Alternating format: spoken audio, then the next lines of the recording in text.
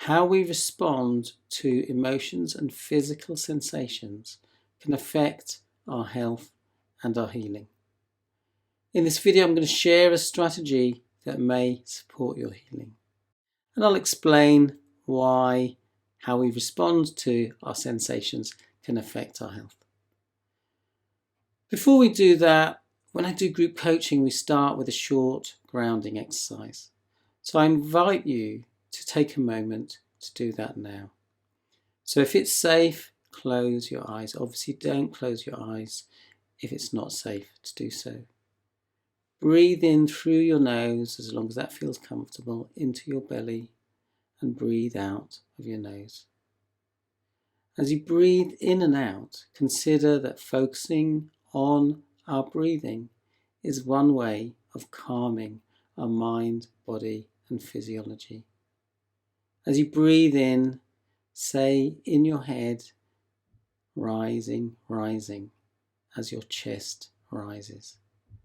And as you breathe out, say in your head silently, falling, falling, as you breathe out and your chest falls. Again, as you breathe in, say in your head, rising, rising, as you breathe out, falling, falling. Last time, as you breathe in, say in your head, rising, rising, as your chest rises. As you breathe out, say falling, falling, as your chest falls.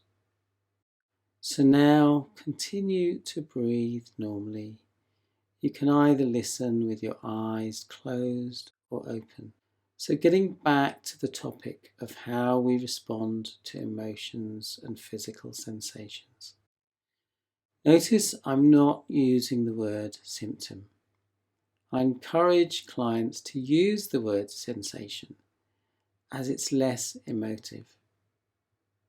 Often when we experience a sensation, it may be a physical sensation or an emotion, we avoid that sensation or we avoid listening to that sensation. We move out of our body and into our head. This may be a coping strategy we learned when we were young and was a way of dealing with a situation which we didn't know how to resolve. We didn't know how to deal with those uncomfortable sensations we were experiencing. When we go to our heads, we create stories, we overthink, we overanalyze, we catastrophize. And we did this because we thought it would help us deal with that situation. But it actually just caused more dysregulation in the body. Now, staying with our sensations may be challenging if we've learned to distract as a coping strategy. So I'm not suggesting you dive in headfirst and sit with those sensations, if that's going to be challenging for you. Instead, in this video, we'll explore a strategy that helps support regulation of our mind, body, and physiology. In the past, my go-to strategy, anytime I was feeling sensations, fatigue, feeling unwell, or was bored, upset, annoyed, or frustrated, was to find some distraction activity. I remember being trolled on Twitter a few years ago, and I felt upset and kind of out of sorts, and I kind of binged on watching stuff online, when actually I was feeling dysregulated and needed to process that experience in order to calm my mind, body, and physiology and put that experience down. The distraction activities often result in overstimulation. Sometimes I would be chatting online to people or watching a movie that was kind of adrenalizing my body, and the net result is that I felt exhausted. So for others, clients have told me their strategy for dealing with upset might be to smoke, drink, eat chocolate, binge on Netflix. And clients tell me that they recognise that this negatively affects their health. So how do you respond to sensations? You might have some different strategies. Feel free to comment. So what could we do instead? Instead, we could tune in to what our mind and body needs in this moment. Recently, I've been paying attention to when my mind wants distraction. And what I've been doing is tuning in to what my body and mind really needs in this moment. That is a more wholesome response. Sometimes it's to do some brief journaling. I always end journaling with a positive action step. Other times it's to just sit and meditate. I remember one time I meditated and I fell into a deep sleep for about an hour and a half. And when I woke up, I realised, gosh, that's what my body was needing. And I only realised then how depleted my energy was.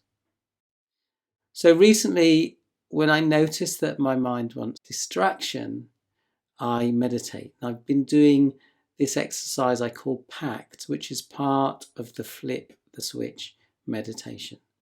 So I'll walk you through the Pact part now. So again, if your eyes are open, I invite you to close them, obviously only if it's safe for you to do so. And I invite you to connect to that part of you that has the capacity for wisdom. Some people call it the wise self, the authentic self, the true self, or the higher self. You can call it whatever you choose. Again, you might want to let me know, comment in the chat what you've decided to call that part of you. I'd like you to consider that part of you has shown up many times where you've just responded in resourceful ways to challenging situations. Maybe it was a challenge you were dealing with, or maybe a friend or family member needed some support and you just showed up and were able to support them. That part of you has the capacity for the following qualities: patience, pragmatism, playfulness, acceptance. That part of you has the capacity for achieving in a way that's appropriate rather than slipping into overachiever patterns. That part of you has the capacity for calm, for compassion towards yourself, for courage, and for trust.